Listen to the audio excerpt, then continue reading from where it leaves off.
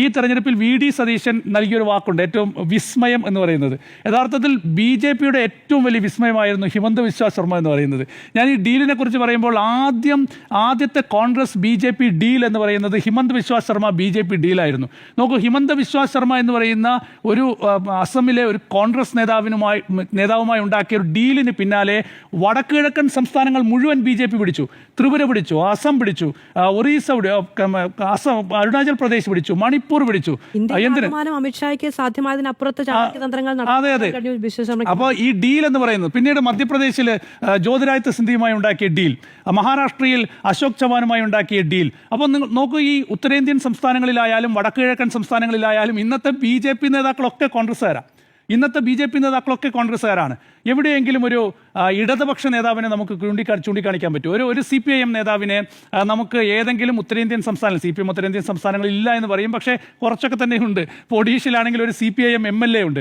ഒഡീഷയിലാണ് കഴിഞ്ഞ രാജ്യസഭാ തെരഞ്ഞെടുപ്പ് നടന്നത്. രാജ്യസഭാ തെരഞ്ഞെടുപ്പിൽ അവിടെ 3 കോൺഗ്രസ് MLA-മാരാണ് കൂറുമാറി ബി ജെ പിക്ക് വോട്ട് ചെയ്തത്. പക്ഷേ അവിടെ ഒരു CPIM MLA ഉണ്ട്. ആ CPIM MLA ഇന്നലെ ഒരു ഫേസ്ബുക്ക് പോസ്റ്റ് ഇട്ടു. അദ്ദേഹത്തെയും സമീപിച്ചു, അദ്ദേഹത്തിൻ്റെ വോട്ടിന് വേണ്ടി ബി ജെ പി സമീപിച്ചു. പക്ഷേ ഞാൻ തരില്ല എന്ന് പറഞ്ഞ് അദ്ദേഹം ഫേസ്ബുക്കിൽ പോസ്റ്റ് ഇട്ടിട്ടുണ്ട്. ഈ തെരഞ്ഞെടുപ്പ് എന്ന് പറയുന്നത് കേരളത്തിൽ UDF-ന് അനായാസം വിജയിക്കാവുന്ന ഒരു തെരഞ്ഞെടുപ്പേ അല്ല.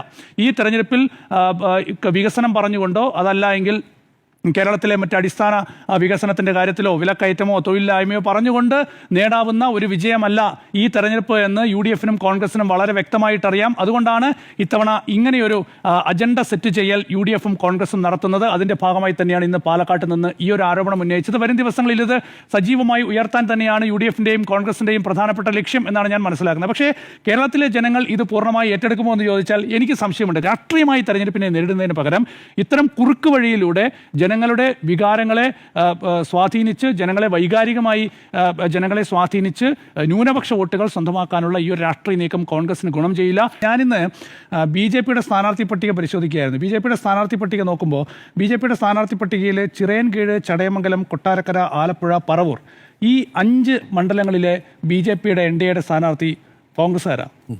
അതായത് കോൺഗ്രസ് വിട്ട് ഈ തെരഞ്ഞെടുപ്പ് കാലത്ത് BJP-യിൽ ചേർന്ന 5 പേരാണ് BJP-യുടെ സ്ഥാനാർത്ഥി പട്ടികയിൽ ഇടം നേടിയിരിക്കുന്നത്. ഏറ്റവും ഒടുവിൽ ഇന്നലെ KPCC എക്സിക്യൂട്ടീവ് അംഗം RS അരുൺരാജ് ഉൾപ്പെടെ BS അനൂപ്, RS അരുൺരാജ്, അങ്ങനെ 5 പേർ കയറിയിരിക്കുന്നു. അപ്പം നമ്മൾ മനസ്സിലാക്കേണ്ടത് ഈ തെരഞ്ഞെടുപ്പിൽ ഡീൽ ആരോപണം എന്ന് പറയുന്നത് ഈ തെരഞ്ഞെടുപ്പിൽ ഒരു അജണ്ട സെറ്റ് ചെയ്യലാണ്. പാലക്കാട്ടെ NMR റസാക്കിൻ്റെ സ്ഥാനാർത്ഥിത്വം എന്ന് പറയുന്നത് നമുക്കറിയാമല്ലോ. പാലക്കാട് കഴിഞ്ഞ 3 തെരഞ്ഞെടുപ്പിലെ CPM-ൻ്റെ വോട്ട് പരിശോധിച്ചാൽ ഏതാണ്ട് 36,000-37,000 വോട്ടുണ്ട്.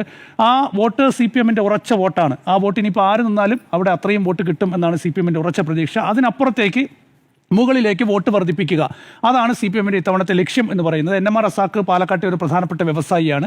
സ്വാഭാവികമായും വ്യാപാര രംഗത്തുള്ള വ്യാപാരിയാണ്, ഹോട്ടൽ രംഗത്ത് പ്രവർത്തിക്കുന്ന ആളാണ്. അപ്പോൾ വ്യാപാര മേഖലയിലെയും വ്യവസായ രംഗത്തെയും ഒക്കെ തന്നെ ആളുകളുടെ പിന്തുണ കിട്ടും, അങ്ങനെ വോട്ട് വർദ്ധിപ്പിക്കാനാകുമെന്നതാണ് CPM-ൻ്റെ അല്ലെങ്കിൽ ഇടതുപക്ഷത്തിൻ്റെ പാലക്കാട്ടെ പ്രതീക്ഷ എന്ന് പറയുന്നത്. തെരഞ്ഞെടുപ്പ് എന്ന് പറയുന്നത് ജയിക്കാൻ വേണ്ടി നടത്തുന്നതാണ്. അത് ജയിക്കുന്നതിന് പല മാർഗ്ഗങ്ങളും ഉണ്ടാകും. ഡീൽ ആരോപണമൊക്കെ ഇന്ന് തുടങ്ങിയതല്ല. 1991 കോലീബി സഖ്യം എന്നുള്ള വലിയ ആരോപണം അന്ന്